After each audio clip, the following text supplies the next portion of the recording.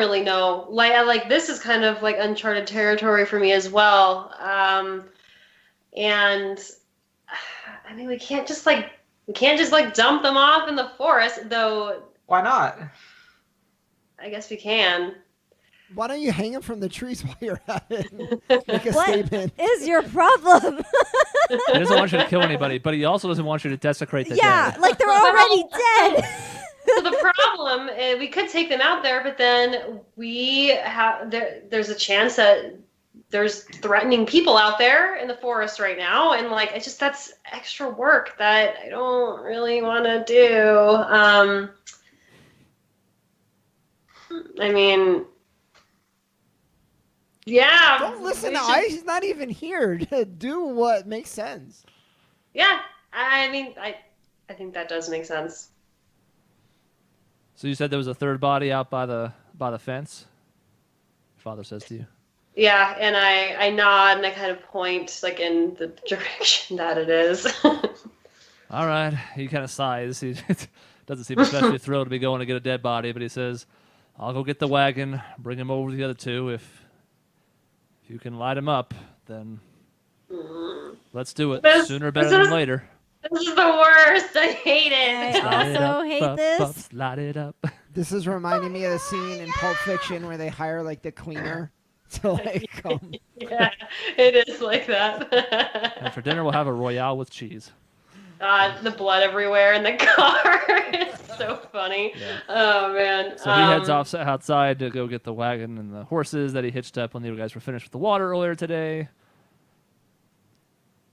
Moments pass.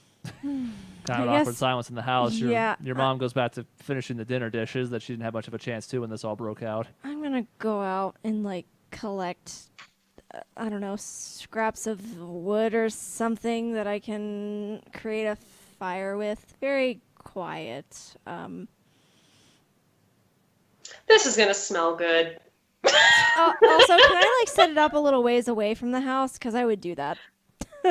I mean, the bodies are currently about 150 feet away. You could lug them over, or if you want to wait till her dad shows up with the third one, you could load them up and take them somewhere after that. Yeah, that might maybe just. Yeah, I don't know. Not next to the house. Obviously, if I can get them a ways away, that would be ideal. Maybe even off the property of maybe, I don't know. Should be easy enough to do that, and there's you can find scraps of wood easily enough. There's plenty in the barn because they have a ton that's stacked up for winter. You could find a couple of the smaller ones and take those out and use that as kindling. That's fine. Okay. So that's a cantrip, I think. Yeah. It is. It's druid craft. Okay. Yeah. So it'll take a bit to get the fire started, but once it goes, you guys, with Rollins' help especially, since he's, country boy, he lugs the three bodies. Make sure he puts them in a spot where there's not a lot of grass around him so nothing's going to catch besides them, and dumps the three of them in a pile, and you can light them on fire. Do destroy the murder evidence check. Why are you doing We didn't even kill them! Murder! It's murder, he says. Yeah, we These didn't guys even do anything! trespassed. Gosh. You're not even allowed to defend yourself. Just home invaders standing over the bed.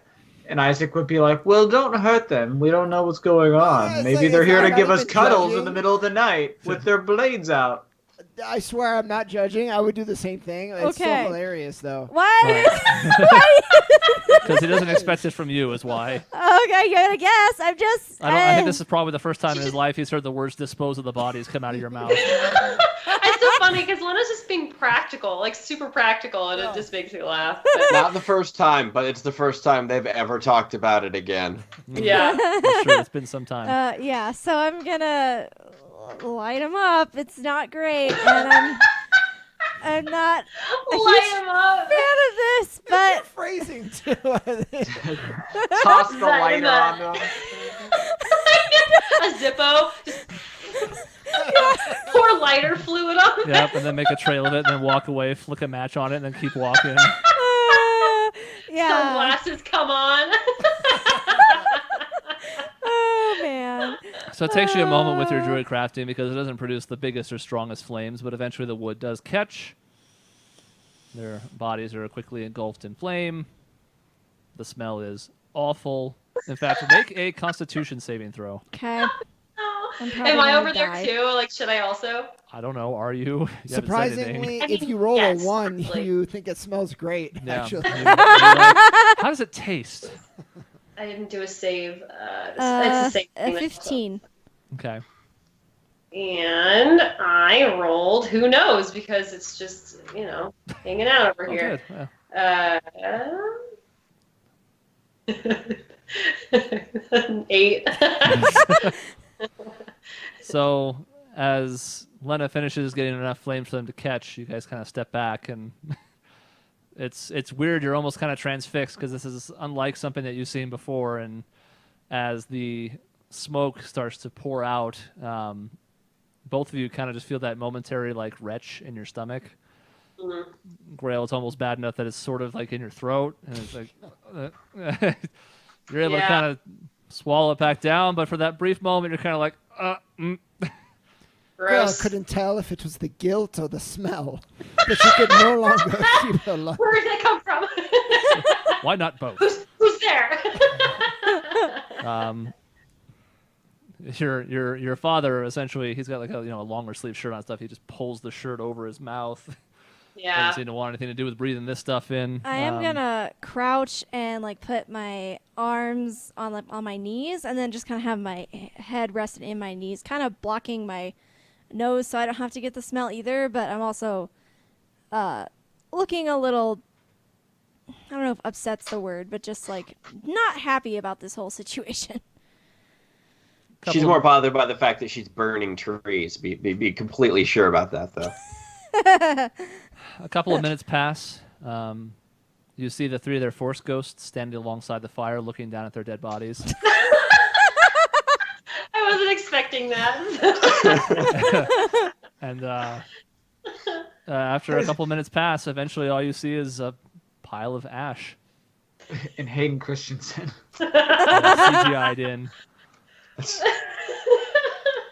He keeps Actually, I feel mumbling, like that's my career. I think That it's right my there. fault that we've gone so far. Yes, into it is. this. It is. It's going to be a more lasting completely image up- now. is Isaac all should be you. thrilled now because this is going to stay with them even more than it would have. Oh man. But yeah, moments pass, and now you're just kind of out there in the night with the stars above you, pile of ash in front of you. Your dad comes forward and just kicks the thing, scatters them across. Seems a little bit frustrated with this, Spits but in the flames. kind of scatters the ash across the ground a bit, so there's not just one pile of it kind of sticking out like a sore thumb, and looks at the 2 of you and he says, "Well, I don't know if I'm happy about it, but it's done." And I kind of mirror what he just said, and I nod and I say, it's done. I kind of sigh and Oh, say no. a brief apology. Just I'm sorry for the gruesome what's the word I'm trying to think of, for how gruesome this is, but I couldn't think of anything else to keep your family safe. And I kind of like cut in and just say, no, Lena, that was, I think, the smartest move we could have done. And I don't recollect I would have felt any better digging holes for him. No. Would have taken longer, would have felt worse, and then, again, if anybody does decide to show up and start asking questions, who knows? I don't know if this was a setup or not, but either way, it went wrong, and I ain't going to take the fall for it, so it ain't great, but we did what we had to. I agree. It was a bad situation, but it could have been a lot worse, like you were saying, Pa. Well, we still got a question we got to answer too, but I think we should head back and get your mom in on the discussion as well. I agree. And so you quietly and maybe even somewhat somberly walk back into the house.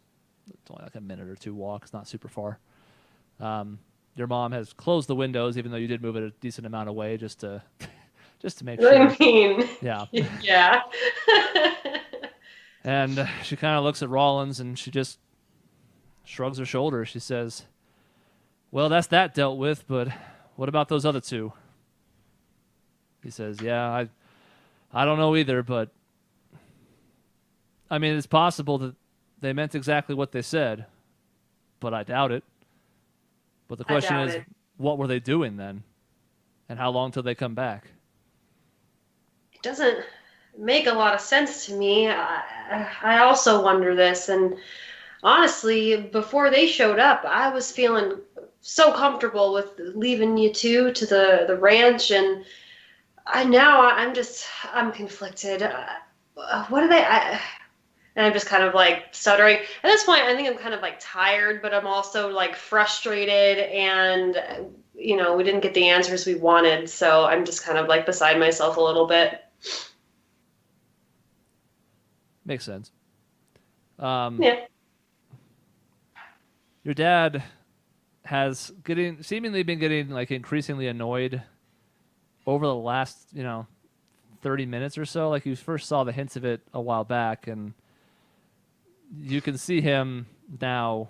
He's he's sort of beside himself a little bit in what appears to be either anger or frustration. And he says, I have half a mind to go back to Timberbrook. And you see your mom immediately, like, there's a look in her eyes that is unlike something you've seen in quite some time, where she looks upset at the very suggestion of it. She says, that'd be a fool thing to do, and you and I both know it. Especially after what just happened, where Grail's friends were able to rescue you from a spot of trouble in the Shademire. Now you want to go over to run into Timberbrook? What are you going to do there? I agree, Pa. What are you aiming for there? He says, well, there's not a whole lot of doubt in my mind that this is where that's coming from. It's going to be connected to the group that sold us the wood in the first place. That business arrangement they mentioned yesterday has to be tied to that. What else do we do? Sit here and let them keep threatening us? And even though your mom seems like she wants to respond to that, she doesn't seem to have a great answer to it, so you can see her kind of biting her lip a little bit. I just don't understand what going to Timberbrook's going to do other than stir up more trouble, with you at the front of it. He says, well, I'm not very skilled in a lot of ways, but at the very least, I want to know what this is about.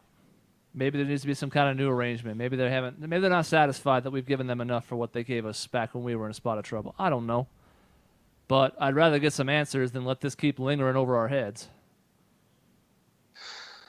And I sigh, and I just say, well, perhaps we were too harsh in sending them away yesterday. It might be better if we have this kind of discussion on our turf. Maybe if they return, we invite them in with very, very cautious intentions. Your mom kind of sighs. She says, I suppose that's not the worst idea. The only thing that concerns me is, what if they come back and they ain't willing to talk anymore? I mean, what do we even make of what they just did? It does seem like an inherent threat, but they also essentially helped us in some way, though they were running away. I just don't know what they're aiming at all. I'm very confused. Your dad goes, well, that makes two of us, but I don't know. I reckon I'll help keep watch tonight too, and in the interim, maybe if I sleep it off, have a clearer head in the morning. I don't know. Okay. Yeah, at any rate, I don't feel comfortable nodding off tonight, knowing that those two are still out there. Probably not half a mile from our ranch right now. Who knows what they're plotting? Well, the fact they keep walking up here without any mode of transportation means they got to be setting up shop somewhere around here. It's true. It's probably the part that concerns me the most, but I mean, y'all kept watch last night and nothing came of it. As long as we keep eyes on it, I can't imagine them getting the drop on us, even if they do come back, so but I don't want you two girls doing it alone. And I nod. That's agreeable to me. I mean, as much as Lena and I can certainly hold our own, I would like company or backup. I feel like they might be bringing a fight if they intend to bring a fight. Your mom kind of sits back down at the kitchen table. She says, well, let's hope nothing comes to it then, I suppose. Nothing about this situation makes me real happy, but we're in the thick of it whether we want to be or not. Yeah, I'm just hoping that this gets resolved sooner rather than later. And like I said, I don't feel any ounce of comfort leaving y'all knowing that this is going on. So, as we get towards the evening time here, let's just set this up beforehand, and we'll switch back to the group who's still in the daytime. Time jump. How are you guys going to arrange watch?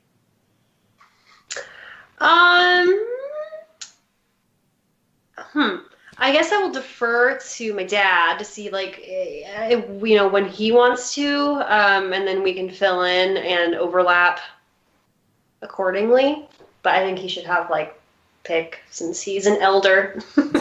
He's an old. Yes. He seems tired and would prefer just getting up earlier. So taking basically the latest of the 3 shifts if you're going to break them up individually. Okay.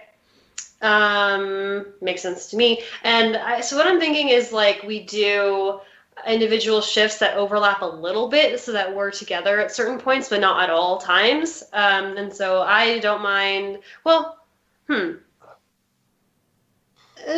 kind of look at Lena and say, are you willing to keep watch with us tonight?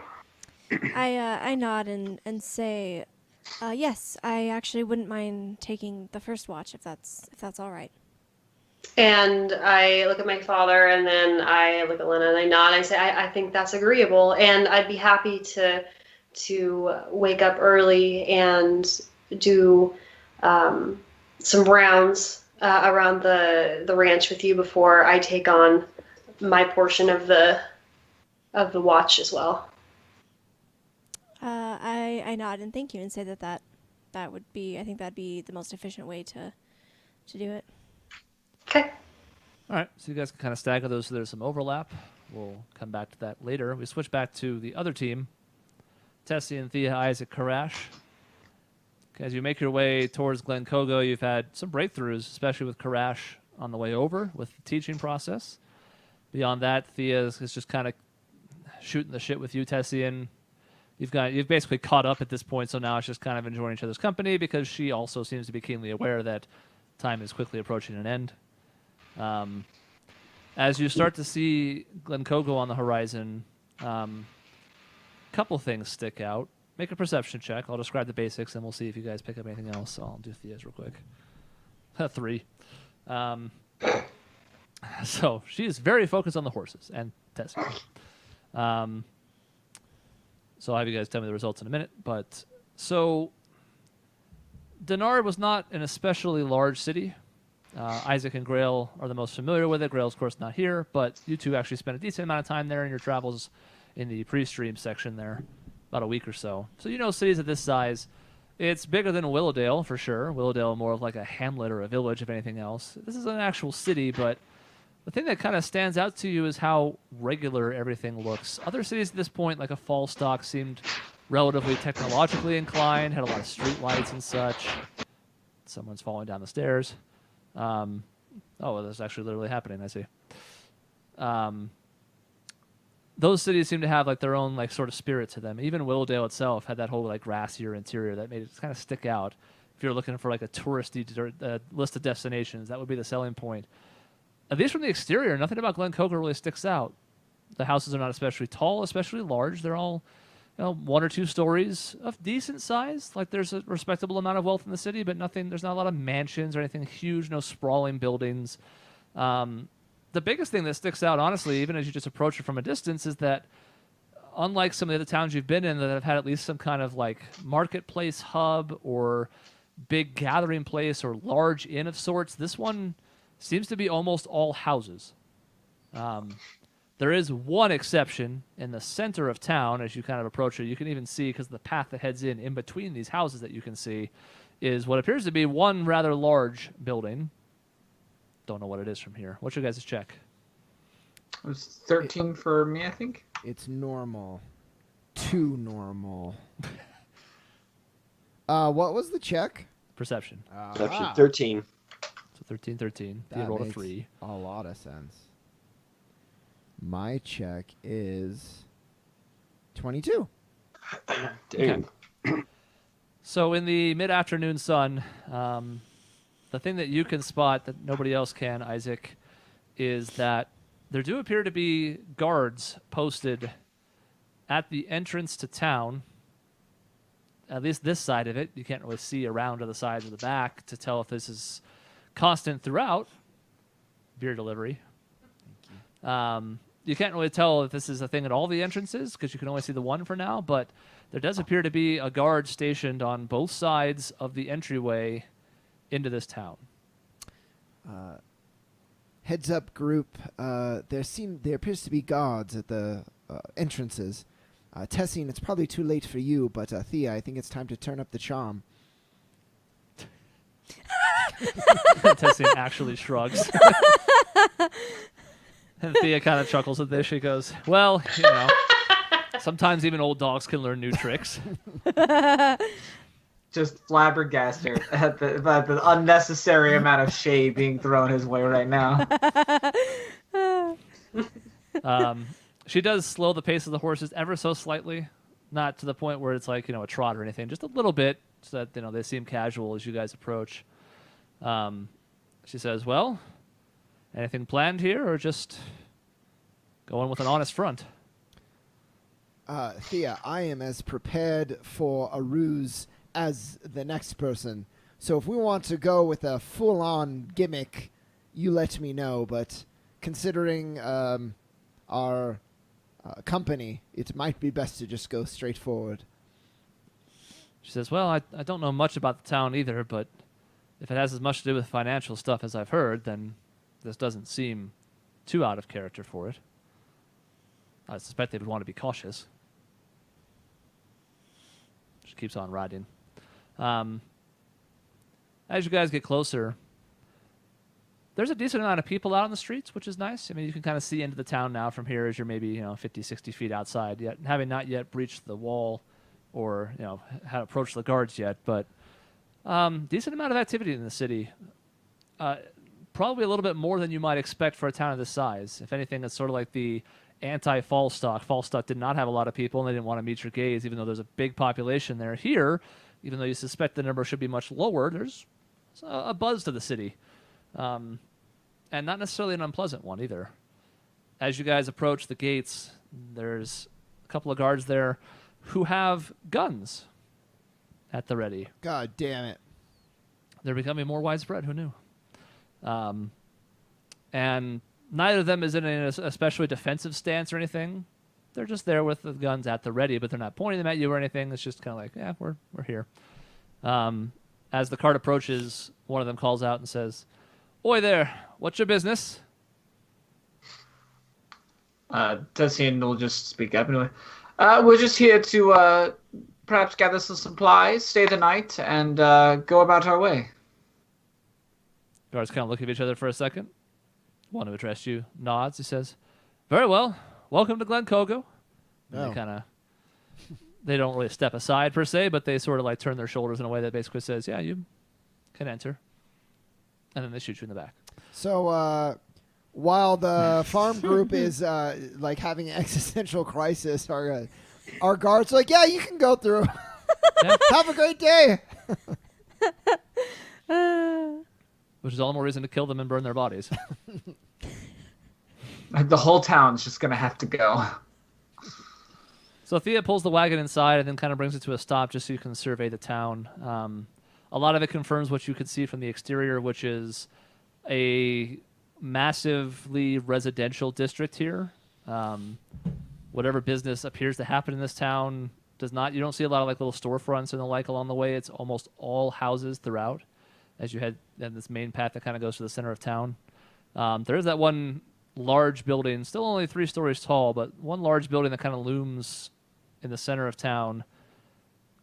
You guys want to head there or ask around, or what are you up to? Tessian will say, well,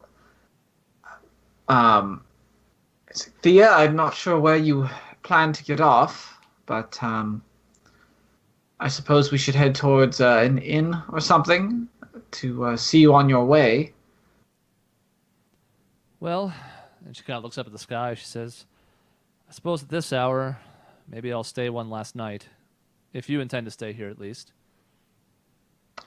Tessian's like, gladly. I suppose we could look around a bit. I suspect the large building over there is where they store everything. They'd need space for something of the sort. She says, that certainly some sense to that, yeah. And I don't know, I could possibly make the next town, but what the hell? What's one more night? If this was like a triangle with a farm, how far is it from the farm? It's probably 6 or 7 hours. It was basically like you're on the third leg of the triangle, essentially. So it was like 4 or so northeast to get to Willowdale. It was another 4 or so northwest from there. So coming back the other side of the triangle, 6, 7 hours probably. Maybe a direct line as opposed to that meandering route. So probably closer to 6. I'm also up for staying the night tonight. I don't think we're in a particular rush. Karash, what's your plan for the night? I'm happy to join you if you want to ask around for more Dragonborn. Yeah, that is exactly what my plan was. Okay, then I hope you accept my company. Would you like to have a drink with me in a bar? I think that sounds great. At some point, I would like to check out some of the shops, but a drink sounds excellent. Okay. So you guys continue heading to the center of town. This one building has a sign outside that says Moratorio. It's Italian. There's Italians in this world. Don't worry about it. And looking at it from the exterior, you see all sorts of windows on the second and third floors, and none except the 2 in the front that surround the front doors on the bottom floor. The bottom floor, at least as far as you can tell, on the front and one of the sides that you can see, has no windows down there, but they're plentiful up above. And on the inside, despite the fact that this building is so large, you come into what appears to be the reception area of an inn. There is a bar here, but there's not like a big seating area in the common space. If anything, this open area at the start is a lot smaller than you would expect given the size of this building as a whole. But there are a couple people at the bar in the afternoon here, and for the most part, the interior is nicely decorated. There's just not a lot in the way of tables and chairs that you've been finding in a lot of other bars at this point for come here and stay a while, have a drink, stick around. There's a bar and reception, 2 separate things. Yes.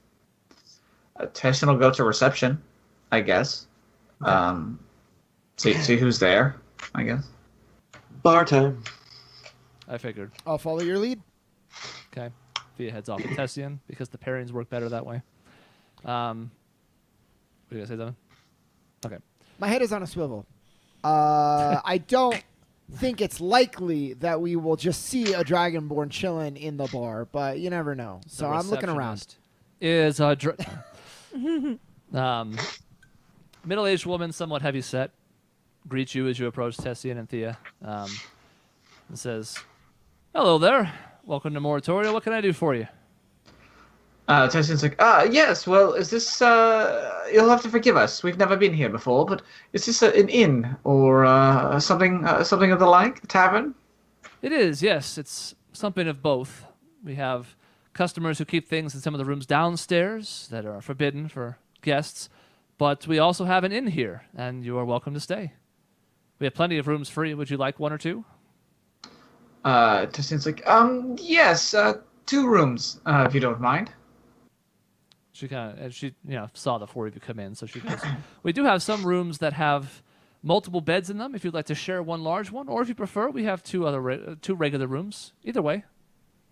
I mean, Tessian looks at Thea and says she isn't protesting. It's like, oh, I think one room with one bed and another with two would be fine.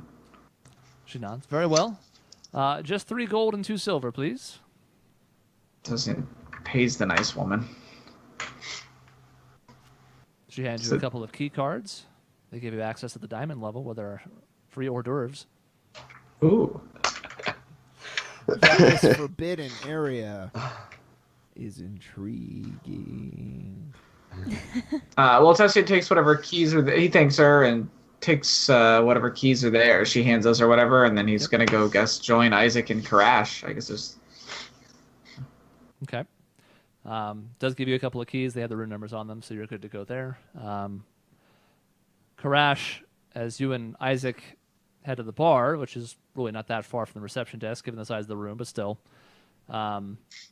there is a elderly human female there who, spunky is probably the best word to describe her. She seems like she's got a lot more energy than someone that her, at least outward appearance, should have.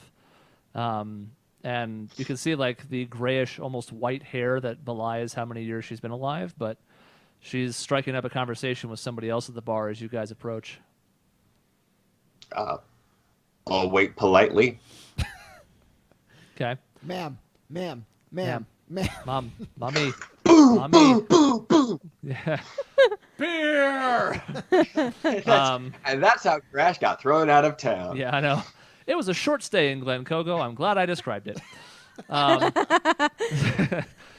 it does not take her long. She, gets to it. She wraps it up in like 10, 15 seconds with the person she is, so as not to be rude, but as not to leave you hanging, and then turns to you and says, "Well, what can I get you to?"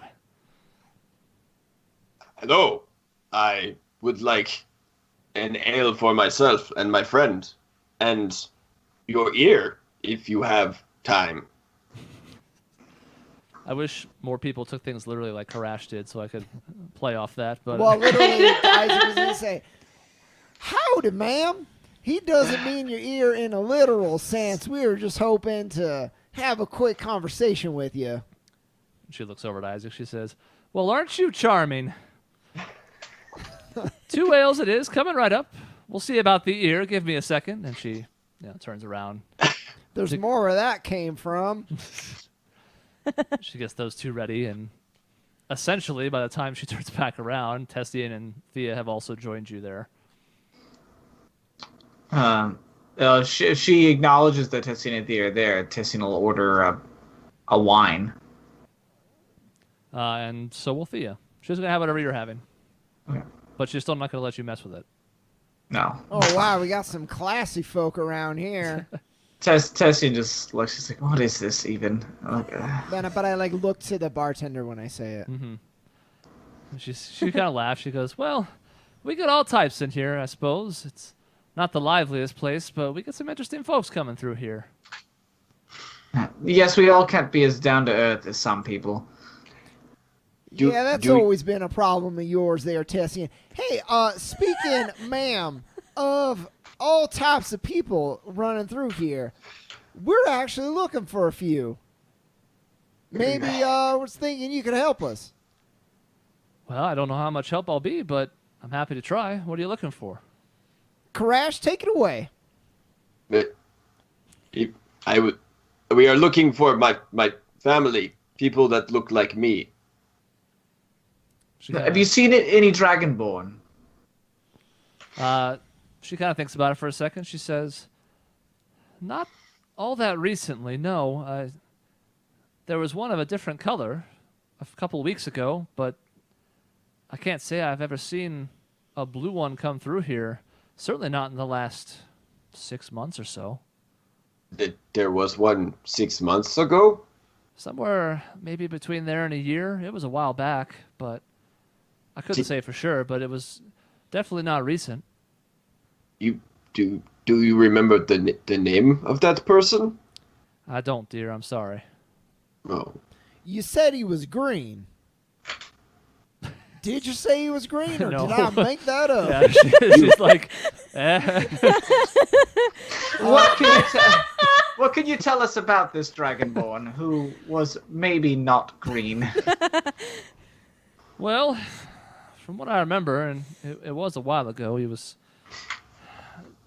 a more reddish color, and maybe a little bit bigger than your companion here, but somewhere thereabouts, decent size. Certainly taller than me. She stands like 5'3", so anything's a lot. Pretty much anything's bigger than her. All of you are taller than her, but she says, I don't know if I remember too much else about him. I know he didn't stay for long, a couple of days at most. He wasn't here for very long, and went about his business wherever he was headed next.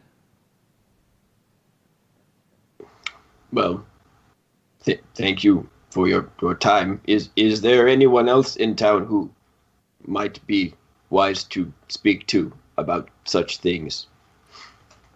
Well, I suppose the best person to talk to would be the person who runs the town, Lorene de Grey. If there's anybody coming and going that would stick out, she'd probably have the best chance of knowing. But where might we find Lorene?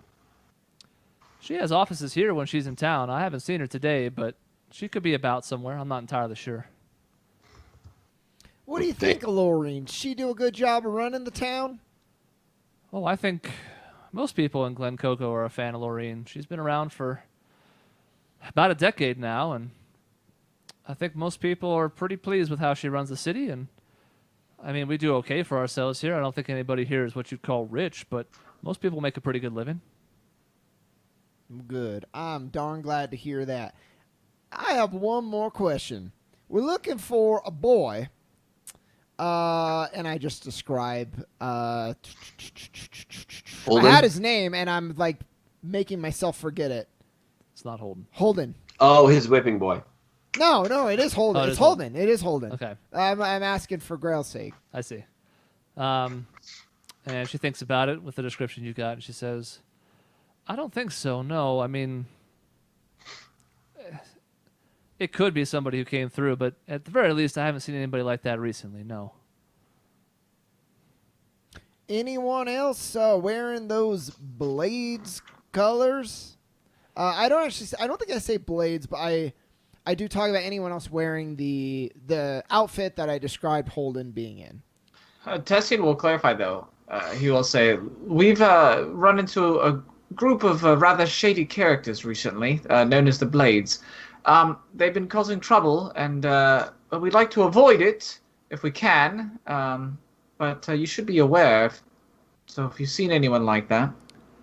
We see some folks like that around from time to time, but they're not really allowed to stay here. That's Lorene's orders. She's not a big fan of theirs, and they only seem to stir up trouble whenever they're around here. Sounds like a smart woman. Well, she's pretty savvy. I think she hasn't gotten to where she is by, well, let's just say letting unseemly folks come into the town more often than they should. I'm good cop, and Tessian's polite cop. But yes. I do want to ask. Karash is blue cop. Karash is mean cop. Red cop, blue cop. How does she go about keeping the peace? She says, well, there's something of like a volunteer force here that sort of works to help with her needs as well as the city's. She also has a personal guard that she pays for.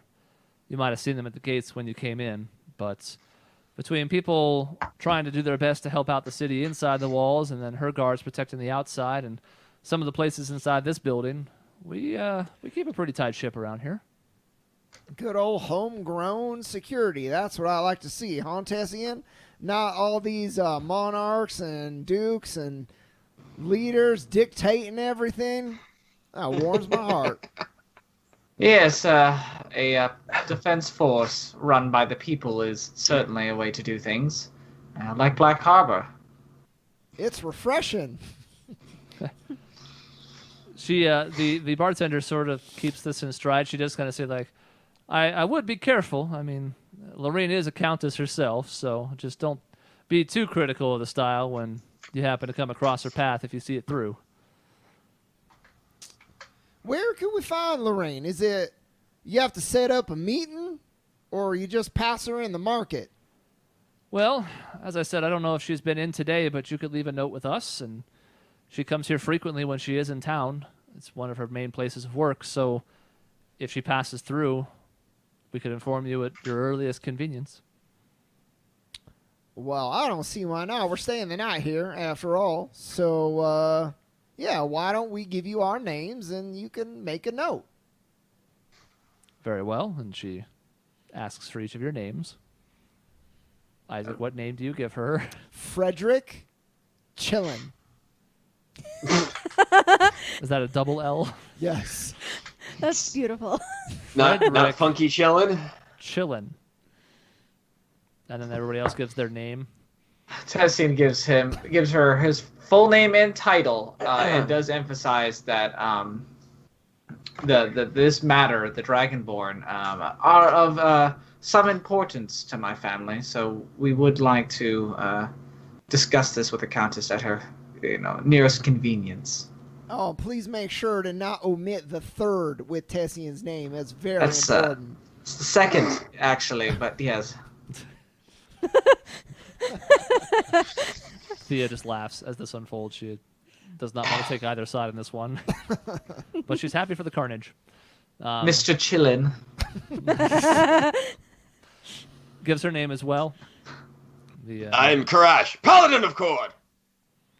She recoils a little bit from the volume, but takes the name down. And Karash, as she's writing these down, you can recognize the name she's writing. It's the latest check, but you're like, these are the names of my companions. I know these names. If you want to put a parentheses of the thunder, that would also be appreciated. And she's very studiously taking notes. She's added the second to Tessian's name. She's got the of the thunder in parentheses after Karash's. Good. She's very formal about the notes she's taking down for this. Seems to be very thorough as a Good. woman. Good.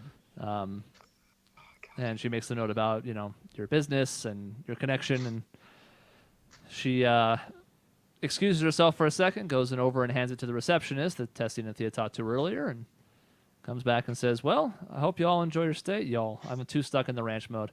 I hope you enjoy your stay. If you need anything else, please let me know. Before you go, man, just one more question. I am mighty sorry about this. Anything interesting in this town? Anything we might want to know about just for sightseeing or for points of interest? Anything you can share?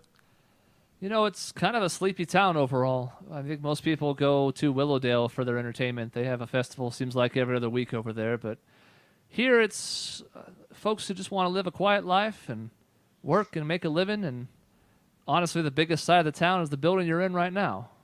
This is where a lot of the business takes place, but there's a lot more to it than that. And hell, maybe Lorene would be better to explain it than I would, but basically, we have a lot of people who charge us with keeping some of their items for safekeeping, and that's what we swear to protect to do, and we get paid for the service. So that's the main form of how you get a job in the city or what the central hub is for business. Everything else is, smaller merchants and the like. But other than maybe a few folks playing in a downtown plaza or something, and occasionally we don't have a whole lot in the way of exciting things to do. It's why folks will just make the short journey over to Willowdale sometimes on occasion and check out what they have going on. They're much livelier than we are. We're quiet folks.